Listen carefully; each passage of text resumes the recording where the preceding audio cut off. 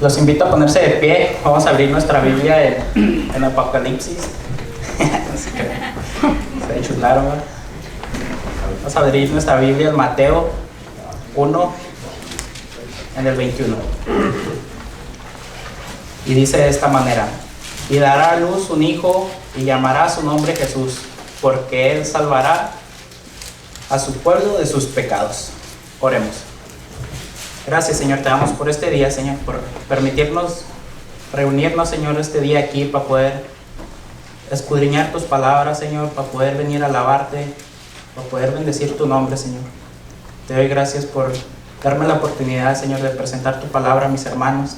Te pido que uses mi vida, Señor, siempre para glorificarte, Señor, y que tú seas el centro, Señor, siempre en esta predicación, Señor. No permitas que salgan de mis labios palabras de confusión a mis hermanos, Señor, o de tropiezo, sino que me permitas ser de bendición para ellos, Señor. Úsame. Sé que no soy digno, Señor, de presentar tu palabra, Señor, pero me presento ante ti, Señor, humilde, Señor, para que tú hagas lo que tú quieras con mi vida, Señor. A mis hermanos los pongo en tus manos, Señor, que tú cuides sus corazones, que me permitas poner algo de mi parte, Señor, poder ser instrumento para ellos, Señor, por medio de esta palabra, Señor. Te pido que no me permitas hacer algo que no está dentro de tu voluntad, Señor. Todo esto te damos gracias en el nombre de tu Hijo amado, Cristo Jesús. Amén.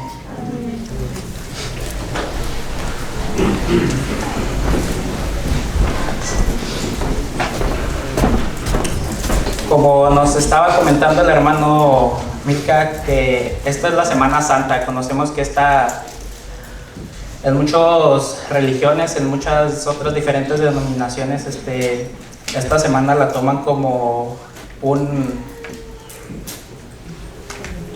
en lo que viene siendo en el catolicismo, es algo, es una costumbre, es una religión, algo que se hace cotidianamente sin realmente entender el significado de lo que esta fecha conlleva. Yo recuerdo obviamente, cuando era niño a mí me llevaban a la iglesia católica, y recuerdo que para mí lo que era esta fecha significaba simplemente no comer carne, y lo que son las lentejas, los ejotes, ¿cómo se llama? Todo lo que lleva las puras comidas. Eso para mí era lo que significaba esta fecha. Y ellos aún siguen haciéndolo de esta manera, porque no hay un conocimiento completo de lo que realmente esto representa. Es algo triste también ver cómo lo rebajan simplemente al hecho de esperar lo que viene siendo el domingo de resurrección, que es Pascua, que ponen a los niños a buscar huevos, y cómo bajan su nombre a semejante acto sin darles un entendimiento claro de lo que esto es. Pero sabemos que esa ignorancia simplemente no es algo que se haga de mala intención. Pero yo estaba estudiando sobre esta fecha también, lo que viene siendo la Semana Santa para los judíos. Ellos también tienen una mala interpretación, se puede decir, de lo que esta fecha es, porque ellos aún no tienen el concepto completo de lo que Dios plasma en nuestras Biblias, lo que vamos a estudiar.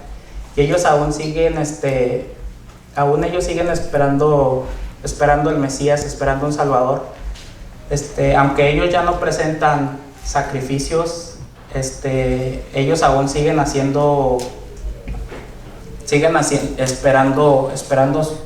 el Salvador, el que redima. Sabemos que para los judíos esta fecha es como un 4 de julio para aquí. Es una fecha muy importante, es un acontecimiento que todos festejan. Todos los diferentes judíos se reúnen en Jerusalén y buscan la forma de ofrecer un sacrificio. Ellos se basan en lo que viene en el capítulo de Oseas 6:6, que dice: por más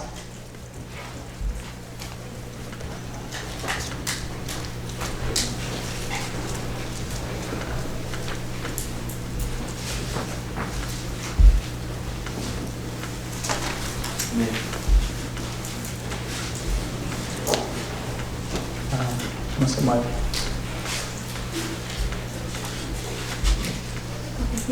Lo busco. Sí, si quieres. Si quiere bajar para abajo. Bajar para abajo, ánimo que se baje para arriba.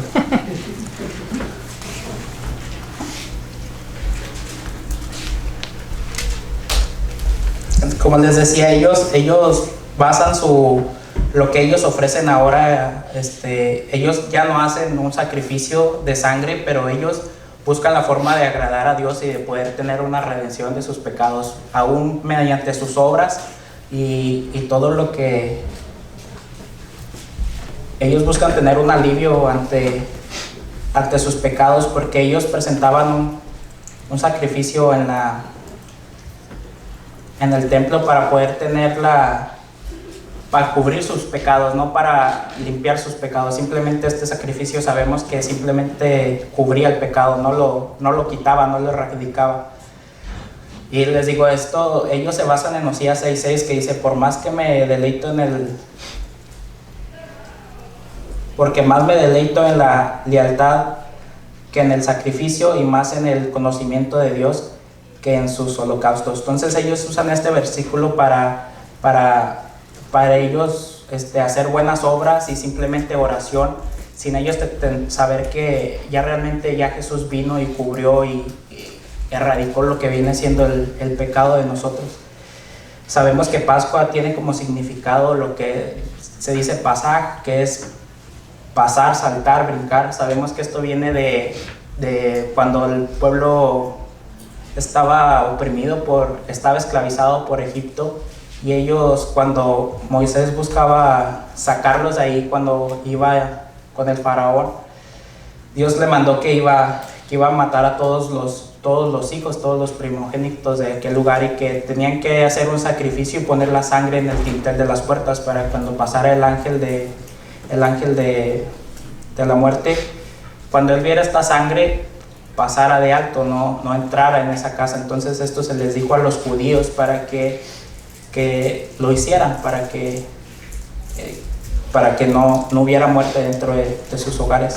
Entonces todo lo demás, lo que conlleva la Pascua, viene siendo lo que viene siendo la cena, que viene siendo el sacrificio de este cordero que se sacrificaba para la sangre, era lo que iban a comer, entendiendo que era una sombra y una figura de lo que venía a ser Jesucristo más adelante.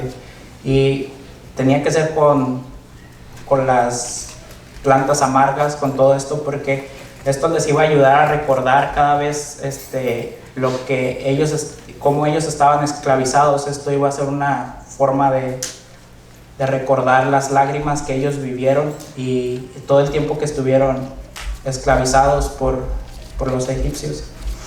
Entonces ellos hacen este evento con ese fin, con recordar la esclavitud.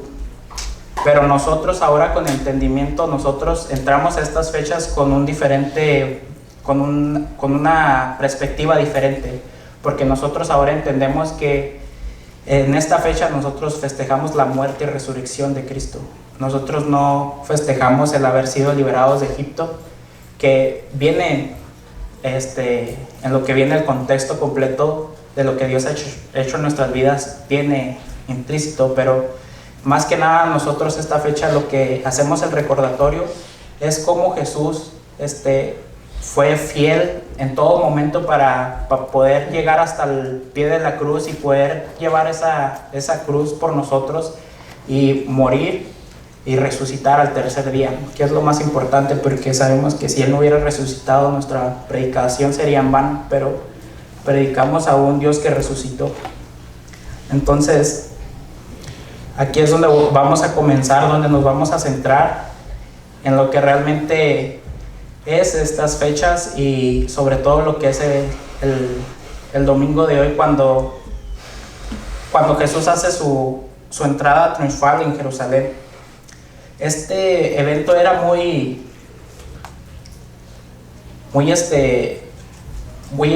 importante, porque esto marcaría un antes y un después. A partir de aquí se marca lo que viene siendo el Antiguo Testamento y lo que es el Nuevo Testamento. Es aquí donde todo todo parte, porque obviamente sabemos que estamos en el 2021 después de Cristo. El Antiguo Testamento obviamente se conoce como antes de Cristo.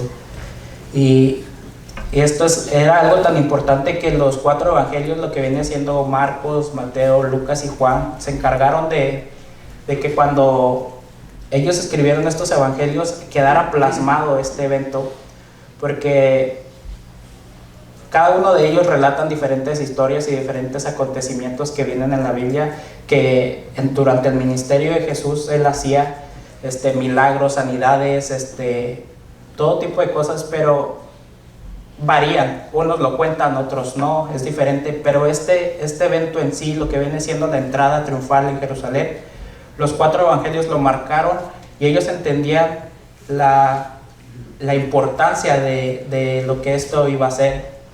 Entonces, cuanto más nosotros debemos entender la importancia que esto tiene de la entrada de Jesús, porque dice entrada triunfal. Entrada triunfal. Entonces, me gusta cómo lo relata Lucas, así que vamos a ir a Lucas 19:28.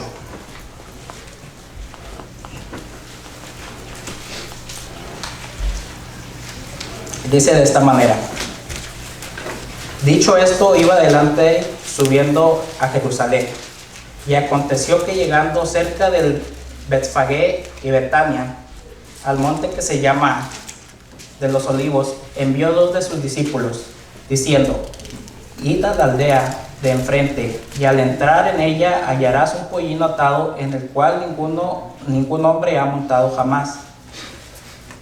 Desatadlo y traedlo. Y si alguno os preguntare, ¿por qué lo desatáis?, le responderás: así, porque el Señor lo necesita. Fueron los que habían sido enviados y hallaron como les dijo. Y cuando desataban el pollino, sus dueños les dijeron: ¿por qué desatáis al pollino? Y ellos dijeron: porque el Señor lo necesita. Aquí vamos a hacer nuestra primera parada y vamos a estudiar lo que la palabra nos quiere enseñar. Hay muchas aplicaciones, pero a mí me gustaba mucho cuando observaba estos capítulos, cómo la Biblia te deja ver lo que viene siendo la omnisciencia de Jesús, lo que es el previo conocimiento de las cosas. Es algo maravilloso porque sabemos que es un atributo que solamente le corresponde a Dios, porque aunque nos haya creado a su imagen, nosotros no tenemos esa capacidad de ver las cosas a más adelante.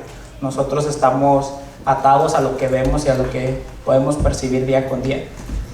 Pero aquí Jesús dejaba ver que Él era como Dios.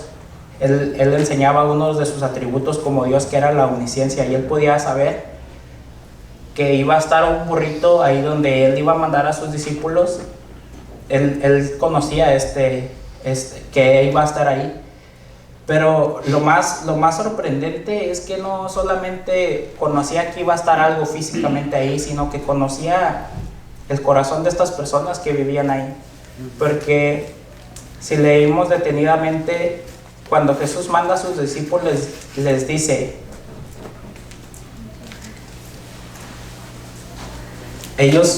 les dijo que si alguien les preguntara por qué lo desatáis, ellos simplemente le iban a decir: porque el Señor lo necesita. Ellos no tenían que dar ninguna explicación, ellos no tenían que decir nada. ¿Por qué? ¿Por qué tendrían que ellos llegar y simplemente decir: es que el Señor lo necesita? Ellos tenían el derecho de decir: pues ¿cuál Señor? ¿De qué me estás hablando? O sea, ¿por qué? Si es mi pollino, es mío, ¿qué? ¿Por qué te lo llevas? Pero el Señor conocía el corazón de estas personas que vivían ahí, sabían el conocimiento que tenían de Él y la fidelidad de estas personas, porque era tan sencillo como llegar y decirles: el Señor lo necesita. Es algo increíble cómo el Señor no simplemente ve las obras externas, sino que también ve dentro de nosotros, ve nuestro corazón, ve nuestra fidelidad hacia Él y con qué tan fieles somos a Él. Él no se deja, Él no simplemente ve las obras externas.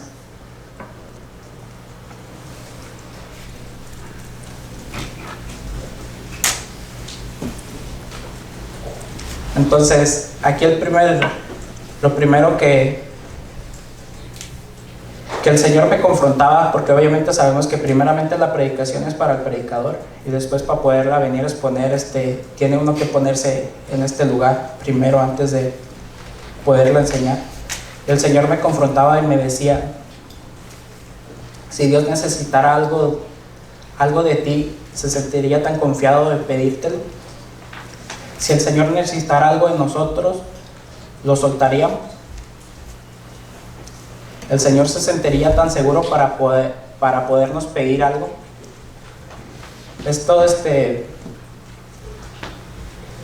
sabemos que muchas veces Dios nos pide muchas cosas, nos pide tiempo más que nada, y muchas veces no somos capaces de darle tiempo. Yo le platicaba a los hermanos que sabemos que el estudio de la palabra debe ser continuo, debe ser diario, no debe ser nada más porque uno va a predicar o porque uno tiene que presentar algo desde aquí arriba, sino que nuestra alimentación debe de ser siempre debemos de estar en comunión con Dios mediante su palabra. Y yo me ponía a pensar, cuando Dios viene y te pide algo, ¿cómo podemos saber qué es Él? Porque aquí vemos que estas personas, ellos entendieron rápidamente que era el Señor, ellos sabían quién era el Señor, ellos conocían del Señor. Entonces, cuando el Señor nos pide algo, muchas veces nosotros decimos, eso es del diablo, pero porque no entendemos realmente cuando el Señor está hablando. Dios nos ha pedido muchas cosas y muchas veces no entendemos porque realmente no tenemos una comunión. Así estos campesinos, los de la aldea, perdón, ellos tenían una comunión con Dios. Es simplemente lo que podemos especular porque no deja ver más allá de esto, pero podemos entender que ellos tenían una relación con Dios, ellos sabían quién era Dios. Tal vez Dios les había hablado por medio de un sueño, tal vez les había hablado no sé, Dios hablaba de muchas formas en aquellos tiempos y tal vez Dios les decía, ¿sabes qué? Pues quiero que me des el pollino, el burrito. Tal vez ellos se levantaban en la mañana y decían, oye, pues fíjate que soñé que el Señor me pedía el burrito. No, es mentira del diablo. Pero más adelante vemos que estos discípulos se presentan y le dicen, el Señor lo necesita. Y ellos entendieron, supieron que el Señor les hablaba. Entonces nosotros debemos estar prestos y atentos para cuando Dios nos pida algo y quiera pedirnos cualquier cosa que quiera pedir de nosotros, porque muchas veces no estamos dispuestos a soltarlo porque sabemos que es difícil.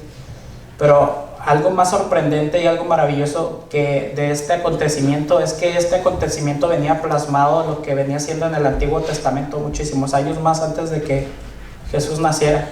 Zacarías 9:9 nos dice de esta manera: regocijaos sobremanera, hija de Sión, da voces de júbilo, hija de Jerusalén. He aquí tu rey viene a ti, justo, dotado de salvación, humilde, montado en un asno, en un pollino, hijo de asna.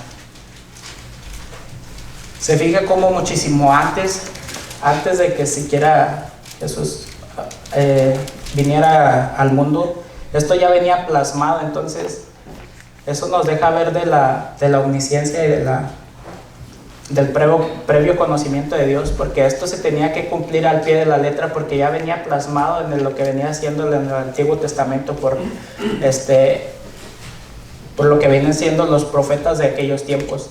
Entonces cada parte del Antiguo Testamento se cumplió al pie de la letra en el Nuevo Testamento. Entonces no era una casualidad, no era o nomás porque sí, sino porque tenía un motivo y una razón de ser de esta manera, porque así Dios lo quiso y era de la forma que tenía que ser.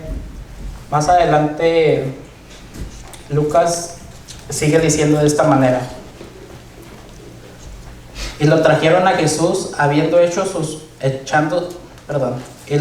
y lo trajeron a Jesús, y habiendo echado sus mantos sobre el pollino, subieron a Jesús encima, y a sus pasos tendían sus mantos por el camino. Cuando llegaban ya cerca de la bajada del monte de los olivos, toda la multitud de los discípulos gozándose, comenzó a hablar a Dios en grandes voces por todas las maravillas que habían visto, diciendo: bendito el Rey que viene en el nombre del Señor, paz en el cielo y gloria en las alturas. Entonces aquí vemos cómo Zacarías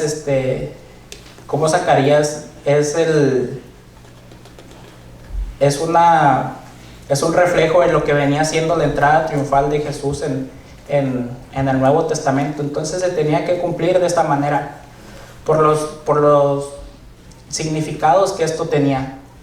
El que ellos tendieran los mantos en el camino mientras Jesús iba entrando a Jerusalén, esto se hacía en aquellos tiempos para recibir a reyes victoriosos después de una conquista. Ellos, era la forma que manifestaban su júbilo, y ellos se gozaban, cantaban, obviamente porque su rey había ganado, y eso significaba ganancias al pueblo y todo eso. Pero en esta vez lo hacían con Jesús. ¿Por qué lo hacían con Jesús? Ellos pensaban que Jesús venía a hacer batalla con ellos contra los romanos. Ellos tenían este mal concepto, este mal conocimiento, porque ellos estaban acostumbrados a que siempre Dios buscaba la forma de quitarlos de la opresión que ellos siempre sufrían por la culpa de sus idolatrías y de su necio corazón. Entonces ellos por eso se gozaban y se jubilaban, se daban en júbilo, porque pensaban que a esto venía Jesús. Pero ellos no entendían realmente a lo que Él había llegado. Para ellos entrada victoriosa significaba que iban a poder hacer la batalla contra los romanos, pero en sí Jesús, que Él entrara victorioso, significaba que Él había vencido el pecado, porque en todo su ministerio, más bien en toda su vida y su ministerio, Él venció al pecado en toda manera. Dice su palabra que Él fue puro y sin mancha, como tenía que ser el Cordero. Él entró victorioso porque Él no falló en nada. Él era puro y santo. Él fue tentado de todas maneras y Él nunca cayó en pecado, sino siempre puso en alto el nombre de Dios, a lo que venía a ser, siempre hablando lo que su Padre le daba para hablar. Entonces esto era realmente porque era una entrada victoriosa, porque Él ya había vencido el pecado desde todo su ministerio, que se tenía que consumar obviamente en la crucifixión. Pero para Él esto representaba lo de entrar en un asno. Esto representaba paz, humildad y justicia. La paz, obviamente, estas son unas características que definen totalmente lo que viene siendo lo que viene siendo la persona de Jesús, porque obviamente sabemos que Él fue un hombre de paz. Él vino a traer misericordia a todos y a cada uno de nosotros, y lo demostraba en su ministerio haciendo misericordia para todos.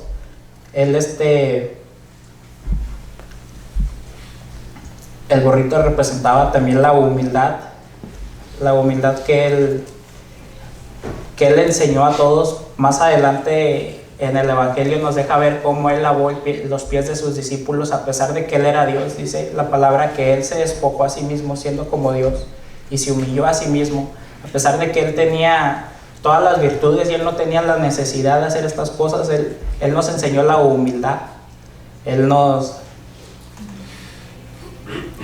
enseñó cómo poder ser humildes a pesar del conocimiento que tengamos, a pesar de lo que Dios ha hecho en nuestras vidas o hasta dónde nos ha traído.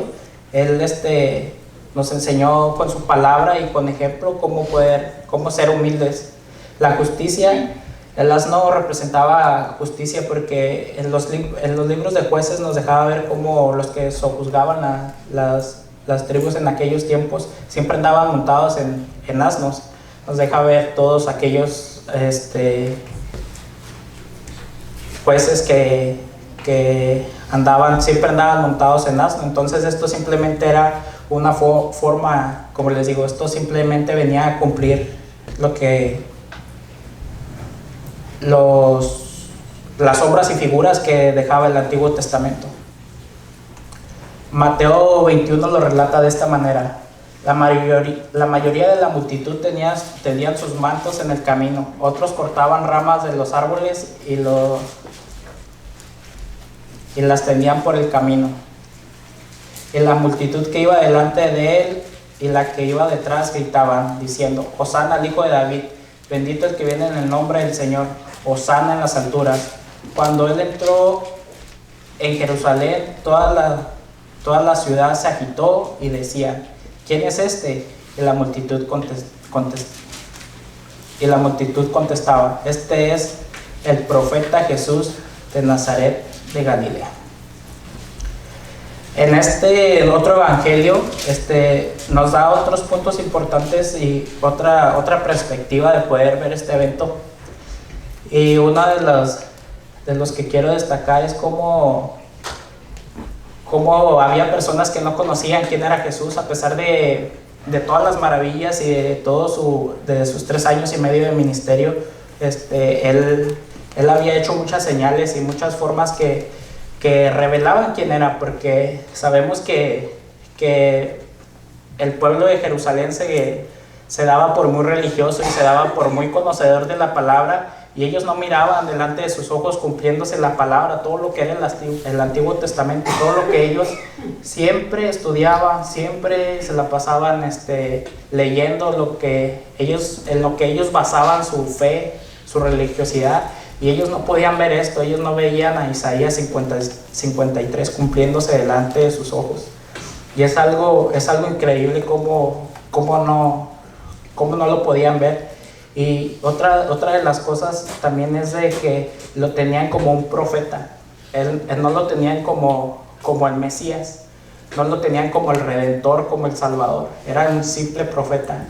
Al decir simple no es para menospreciar a los demás, pero sabemos que al lado de Jesús, un profeta es, bueno, Jesús enseguida de cualquiera de nosotros somos nada, ¿verdad? Pero es simplemente para enfatizar de que no se puede rebajar el nombre de Jesús a decirle profeta, porque hay unas denominaciones que lo tienen como profeta, lo tienen como enviado, lo tienen como un enviado más solamente, pero no, Él es el Salvador, Él es el Mesías, Él es el Redentor, Él es el Amén de Dios. Entonces era algo increíble como ellos cuando les preguntaban: ¿quién es este? Es un profeta de Nazaret, del ranchito aquel.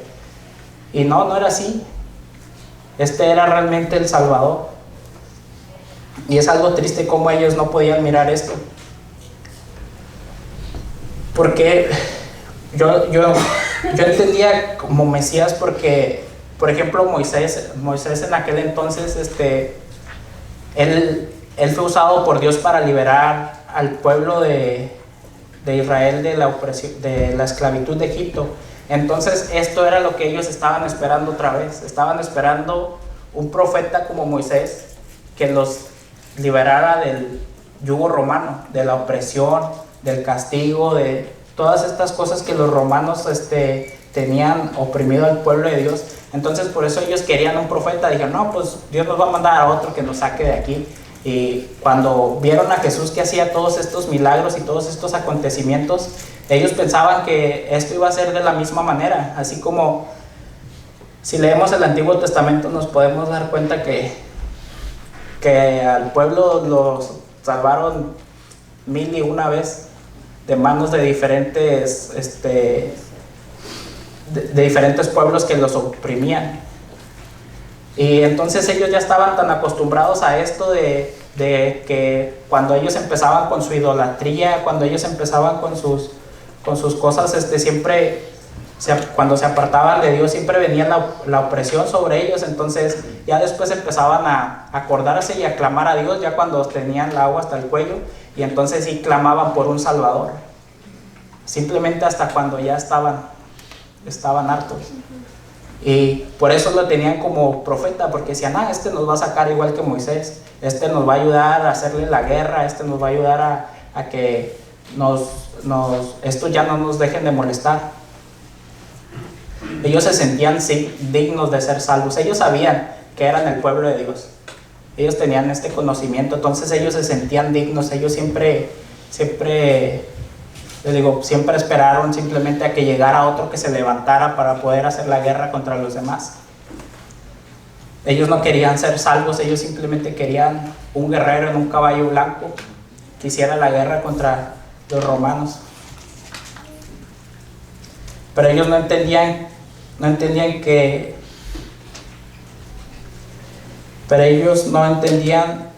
lo que ellos no entendían es que venía algo más grande que solo terminar con sus problemas cotidianos, sino a darles salvación y redención de sus pecados. Por lo mismo, muchos de los que gritaban Hosana, Hosana, después terminaron gritando, queremos a Barrabás, crucifícalo. ¿Por qué Barrabás? Porque Barrabás, la Biblia no dice mucho de él, pero los eruditos, los que estudian los acontecimientos de la palabra, nos deja ver que él era un asesino. Mateo lo relata como asesino, y Juan creo como un preso famoso, y se decía que él estaba en la cárcel por haber asesinado a uno de los romanos. Él hizo una revuelta, y es lo que se dice, no viene en la Biblia. Hizo una revuelta y asesinó a uno de los romanos. Entonces, cuando ya tenían a Jesús crucificado, cuando ya tenían a Jesús con Pilato, ellos prefirieron a Barrabás porque Barrabás llegaba más al concepto que ellos tenían de lo que ellos estaban buscando, porque querían que Barrabás iniciara una revolución y que les ayudara a matar a los romanos para que dejaran de estar oprimiendo al pueblo. Entonces, cuando vieron que Jesús no vino a eso, cuando Jesús vino a dar la otra mejilla, cuando Jesús vino a dar paz, ellos dijeron, no, ¿cómo por la otra mejilla? Mejor a Barrabás, ese sí mata, ese sí corta cabezas. Mejor vámonos con Barrabás, crucifícalo, al cabo no va a hacer nada. Y no entendían. Y esto a mí me dejaba ver cómo muchos hemos recibido en nuestras vidas a Jesús con todo y hojitas de palmeras, pero si en verdad saber a lo que Jesús ha venido a nuestras vidas. De igual manera, nosotros nos hemos acercado a Dios pensando que Él va a venir a acabar con nuestros problemas. Pensamos que Él va a ser nuestra solución para nuestra vida financiera, económica, familiar, de salud. Y muchas veces, al ver que esto no se cumple, preferimos crucificarlo. Y muchas veces, cuando vemos que no es lo que nosotros queremos, que las cosas no van como nosotros pensamos que deben de ir, preferimos dejar de venir a la iglesia. Preferimos dejar de buscar de Dios. ¿Para qué leer la Biblia si todos mis problemas no se acaban? Es porque no tenemos un concepto completo de lo que Dios ha venido a nuestras vidas. Estamos cegados como este pueblo estaba cegado. No entendemos realmente a lo que Dios ha venido a nosotros.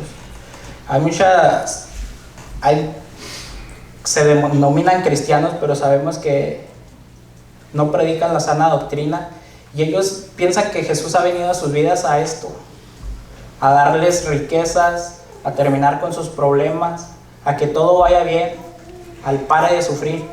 Pero eso no ha venido Dios, eso no ha venido Cristo a nuestras vidas. Si realmente estamos aquí buscando de Dios, tenemos que entender al 100% qué es lo que Jesús ha venido a hacer en nuestras vidas. Él ha venido a darnos paz y una esperanza. ¿Qué tipo de paz es la que ofrece Jesús? Decía un hermano, pues que puro paz y paz y paz, y no se levanta uno de una. Pero yo estudiaba una enseñanza, decía que en una escuela de arte la maestra les pidió hacer un dibujo que representara la paz, y ellos todos los estudiantes empezaron a hacer los dibujos, y uno de ellos dibujó un paisaje en la playa con el solecito, con las olitas bien calmadas, llegando a la orilla. Y esto para él representaba la paz. Otro hizo un dibujo en las montañas con unos pajaritos volando, un laguito, bien, que reflejaba totalmente la paz para él. Y otro dibujó una tormenta, dibujó rayos, lluvia, dibujó árboles que se miraba que se agitaban de un lado para otro. Pero en el mero centro dibujó un nido de unos pajaritos, el cual la mamá cubría sus polluelos, y dentro de ellos se veía que los pájaros descansaban. Y esto reflejaba realmente la paz. Esta es la paz que realmente Dios viene a ofrecerte. Que a pesar de los problemas, las tribulaciones, a pesar de cómo estén las cosas, tienes que tener la fe y la confianza de que todo está bajo control. De que no importa las situaciones que están alrededor de ti. Sabemos cómo está todo con la pandemia, con la economía, con todo este tipo de cosas, pero sabemos que los que estamos en Cristo podemos vivir confiados. Podemos tener esta paz que estos pollitos tenían. Ellos descansaban porque su mamá los cubría, y así como a ellos los cubría su mamá, a nosotros nos cubre el Espíritu Santo. Sabemos que nada de este mundo nos puede apartar de Él. No hay nada que se le escape a Dios de sus manos. Como decíamos en la parte de arriba, sabemos el previo conocimiento de Dios de todas las cosas. No hay nada que se le salga de sus manos. No hay nada que Dios no sepa de mi vida que vaya a pasar al futuro, que Él ya lo tenga bajo control. Si Él me va a poner en esa situación, Él sabe perfectamente por qué. Pero yo sé que Él va a estar ahí. Al igual con nosotros en nuestras vidas, no temamos por el futuro, sino gocémonos hoy y adoremos a Dios, al Dios que vive, porque podemos vivir plenamente y confiados con esa paz. La esperanza que Él ofrece es la esperanza de que un día lo veremos cara a cara. Un día todo esto pasará y iremos al cielo y nos gozaremos junto a Él. Esa es la esperanza. Qué bonita esperanza. Yo espero con anhelo ese día. El día que Jesús venga por nosotros va a ser algo maravilloso, hermanos.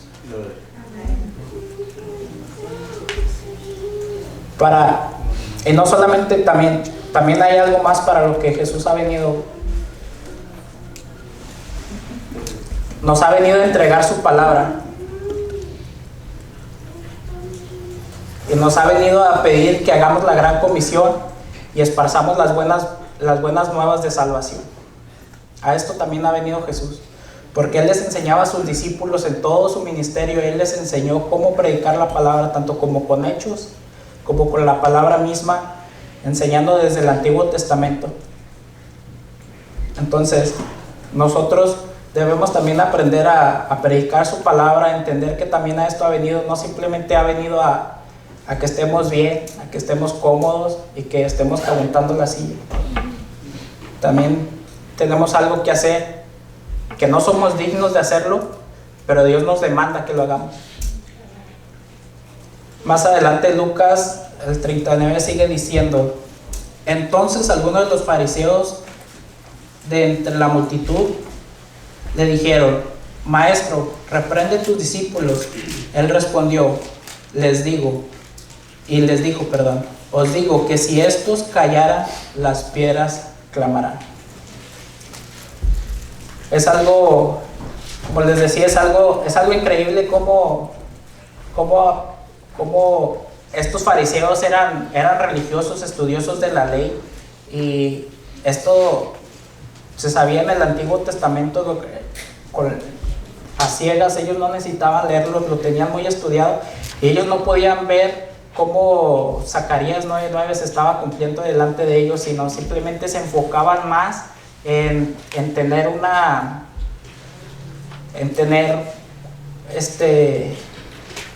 que no se les fuera a revelar su religiosidad.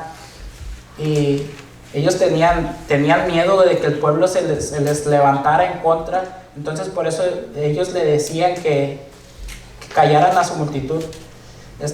Yo estaba leyendo un comentario, no alcancé a comprobar la procedencia, entonces lo voy a dejar al aire.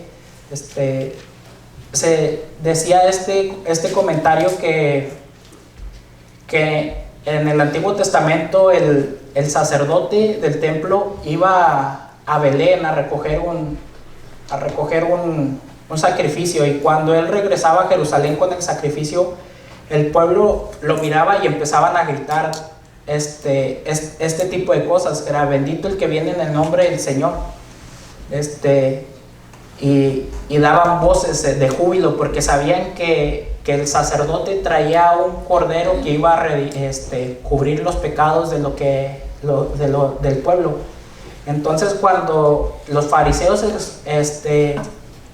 empezaron a escuchar que los discípulos de Jesús empezaban a gritar de esta manera, ellos se sacaron de onda, dijeron: no, eso no puede ser, o sea, cállalos. Esto fue parte de su ira.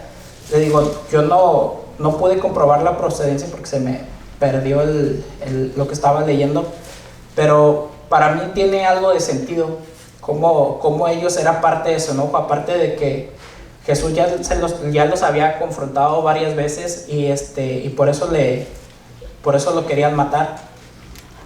Y lo que me gustaba también mucho de decía cómo la religiosidad no los dejaba hacer misericordia. La religiosidad lo que llega a hacer en nuestras vidas es que perdamos la misericordia a los demás, porque los fariseos no tenían misericordia con el pueblo de Dios. Ellos siempre ponían cargas pesadas y ponían cosas que ni siquiera ellos podían cumplir. Ellos aún llegaban hasta el extremo de que las personas que eran diferentes, que tenían algún problema físico, que eran ciegos, mudos, cojos, que tenían algún problema de salud, ellos los despreciaban y los hacían a un lado y no permitían que se acercaran al templo porque los tenían como indignos.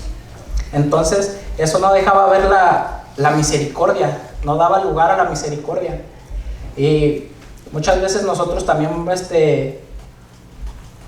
nos volvemos religiosos y sin poder dar la misericordia hacia los demás. Lo más común que se hace dentro de la iglesia, fuera de la iglesia, cuando no hay misericordia, es decir: uy, eso que son cristianos. Ellos no dan la misericordia al saber de que somos humanos y que cometemos errores. Dentro de la iglesia también se da mucho esto de la religiosidad, cuando se dice: uy, eso que es el pastor, uy, eso que es el de la alabanza, uy, eso que es el yerno del pastor.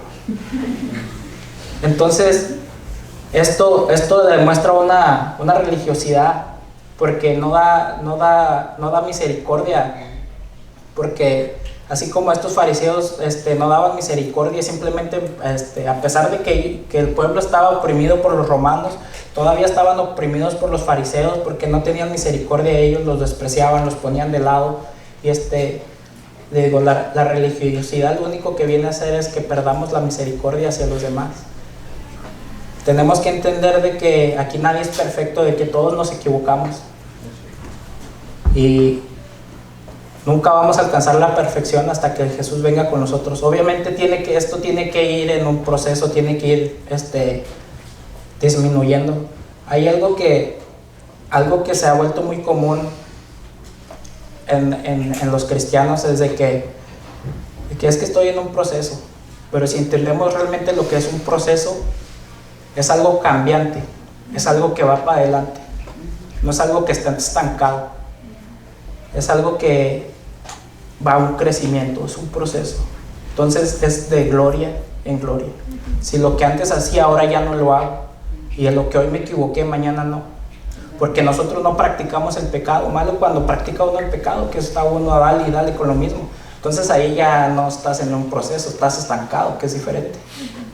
Entonces tenemos que también no confundir las cosas. Y Y a pesar de que estamos en un proceso, tenemos que ir creciendo, tenemos que ir cada vez más para adelante, tenemos que ir de gloria en gloria, siempre buscando agradar primeramente a Dios y no a los demás.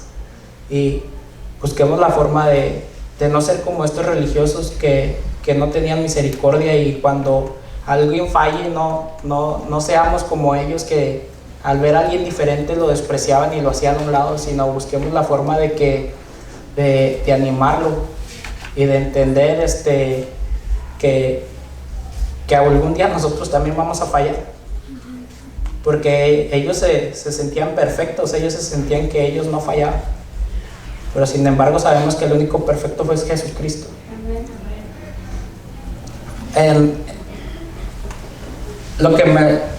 el versículo 4 dice: de cierto les digo que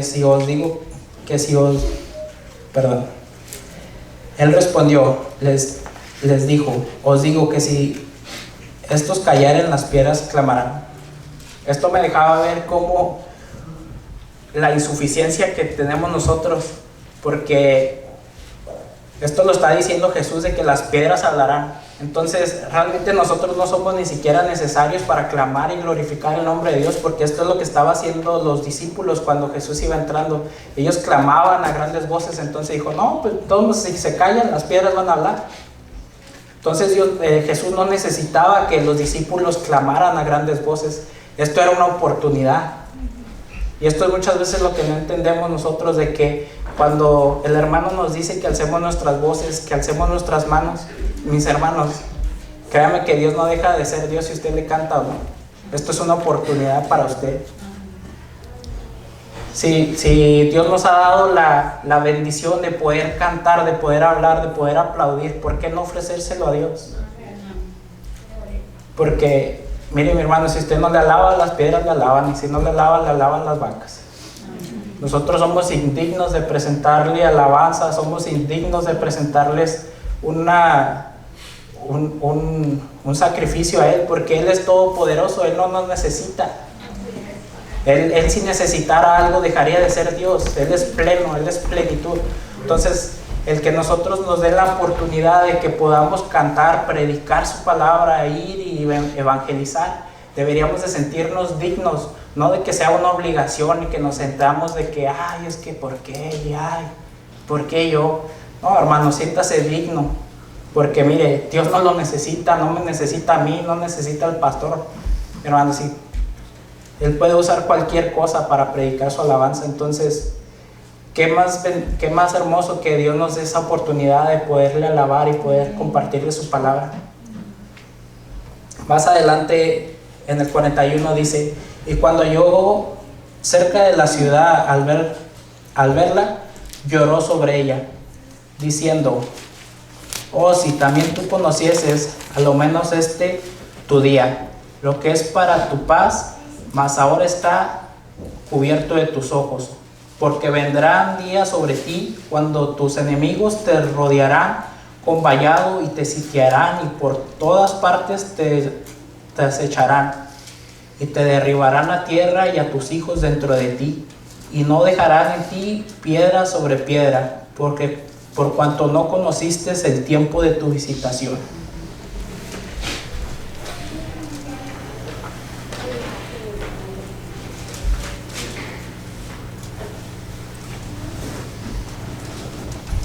Aquí Jesús cuando se acercaba a Jerusalén, cuando estaba a punto de entrar, al mirarla, sus grandes templos, sus murallas que tenía, Él se entristeció obviamente, porque Él aquí muestra otra vez su atributo de omnisciencia, y Él comprendía que iba a ser destruida, porque dice que al año 70 después de Cristo, los romanos destruyeron Jerusalén, comandados por el comandante Tito. Derrumbaron todo a su paso, y se encargaron de derribar el templo, que era lo que los judíos más amaban.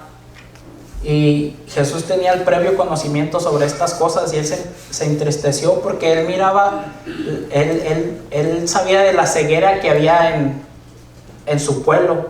Él se entristeció porque miraba la necedad y la ceguedad que ellos tenían en su corazón.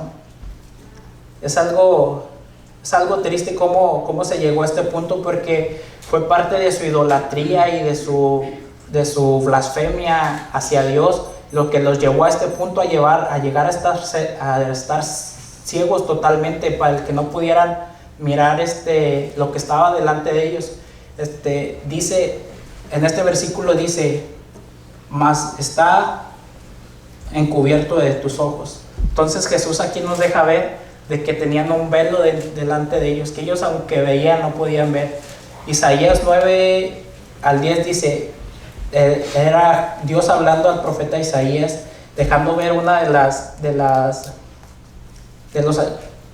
era una profecía que se iba a cumplir también en lo que venía siendo la entrada de Jesús, y decía de esta manera, y él dijo, ve y di a este pueblo, escuchad bien, pero no entendéis, mirad bien, pero no comprendéis.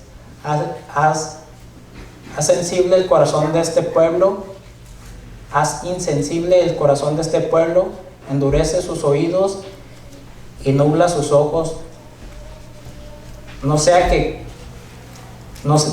vean con sus ojos y oigan con sus oídos y entiendan con su corazón y se arrepientan y sean curados. También en Mateo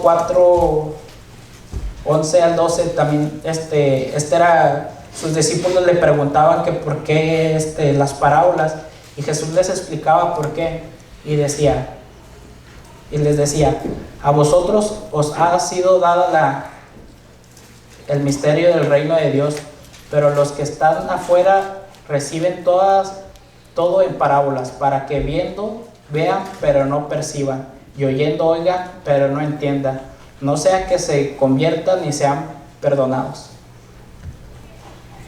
Ellos tenían un velo delante de sus ojos que no les permitía ver. Por eso Jesús hablaba en parábolas, para que simplemente los que realmente de corazón le buscaran entendían, como lo que venía haciendo sus discípulos. Él decía que a ellos solamente se los revelaría, pero a los demás que simplemente lo buscaban por milagros, que lo buscaban por beneficiarse, a ellos no se les era revelado, porque Dios había predeterminado que así fuera, porque Él ya estaba cansado de sus idolatrías y de sus falsedades, de sus sacrificios sin ningún punto. Pero aquí podemos comprender por qué es lo que ellos no miraban, cómo ellos no podían ver estas cosas, pero nosotros ¿qué excusa tenemos? A ellos no se les fue revelado el evangelio, pero nosotros, hermanos, nosotros ya tenemos al Espíritu Santo, el cual nos revela las Escrituras. Entonces en nosotros no hay excusa. En nosotros no podemos hacernos de lado y decir que no, pues es que a mí Dios no me lo reveló. Hermano, estamos aquí domingo tras domingo, se predica el evangelio, los estudios los miércoles, y no solamente nosotros, sino el que tiene sed de oír va a buscar. No simplemente va a esperar el domingo para venir a escuchar, sino que día con día va a buscar la forma de alimentarse, ya sea que si se queda dormido leyendo o buscando una predicación en YouTube. Hay tantas formas, hermanos, de alimentarnos. Entonces, ellos se puede decir que tenían una excusa, pero nosotros, hermanos, pues no vaya a ser que Dios nos haya cegado nuestro entendimiento por nuestra necedad, por nuestra terquedad, por no entender realmente a lo que Jesús ha venido a nuestras vidas. Tal vez así está nuestro corazón ya cegado. Por eso venimos aquí y salimos igual, porque ya está cegado, porque ya no entendemos.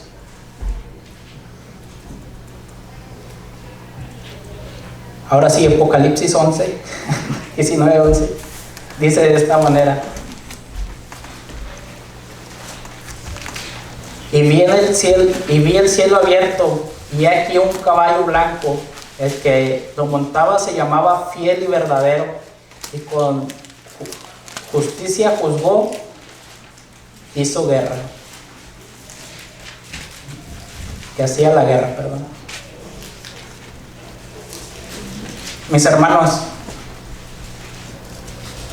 A nosotros se nos es revelada la Escritura. Nosotros tenemos un conocimiento de lo que Dios ha venido a hacer en nuestras vidas. Es momento de que entendamos. Es momento de que busquemos a Dios fielmente. Porque la siguiente entrada victoriosa de Jesús ya no va a ser en un burrito.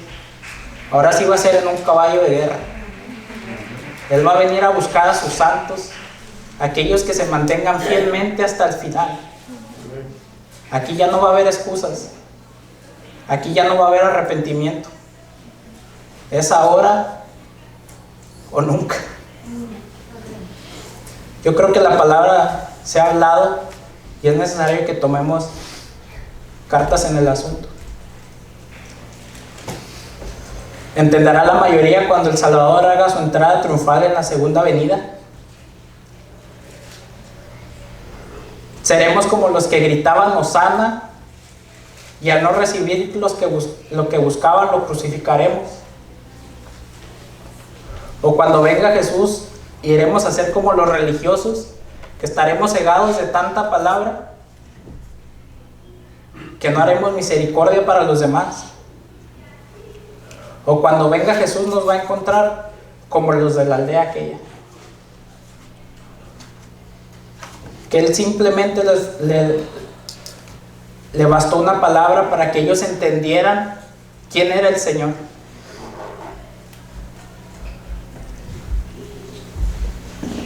¿Como quién quieres tú que te encuentre el Señor?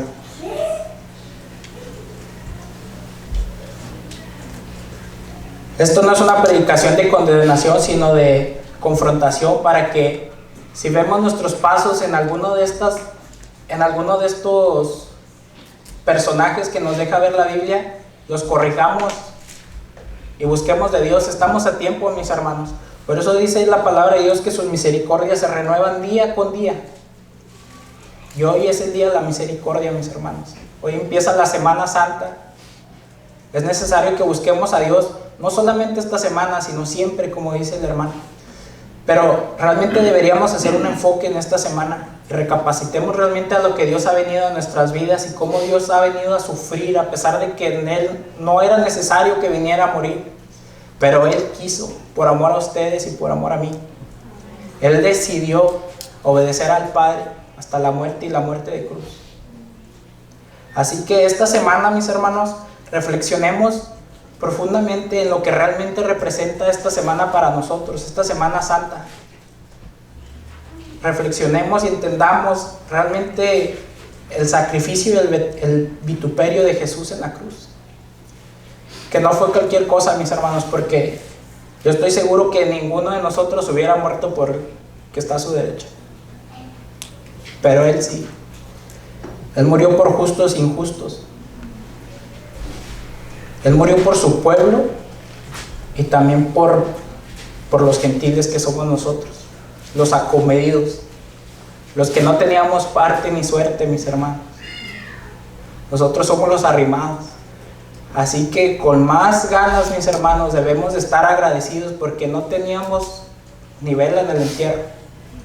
Pero Dios fue misericordioso con nosotros y ahora podemos decirnos hijos de Dios.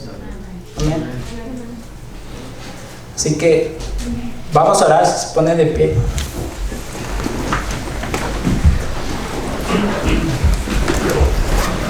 Gracias, Padre, te damos por este día, Señor. Gracias por permitirnos, Señor, escudriñar tu palabra, Señor. Gracias porque has hablado en nuestras vidas, Señor.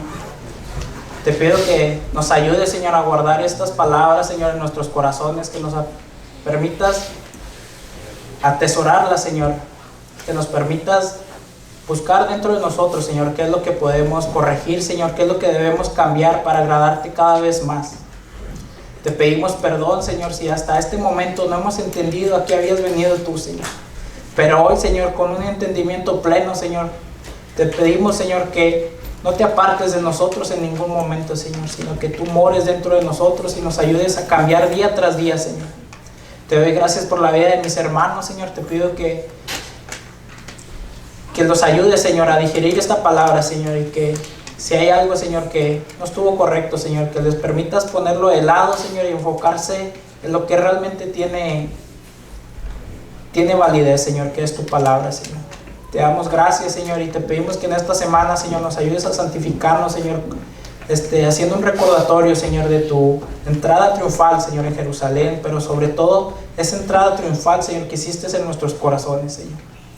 Te pedimos que nos ayudes a poner tu nombre en alto, Señor, y que nos permita, Señor, fallarte en ningún momento, Señor. Aunque sabemos que somos torpes, Señor, y de vista corta, Señor, confiamos plenamente en ti, Señor, y nuestra fe está puesta en ti, Señor. Gracias por todo en el nombre de tu Hijo amado, Cristo Jesús. Amén.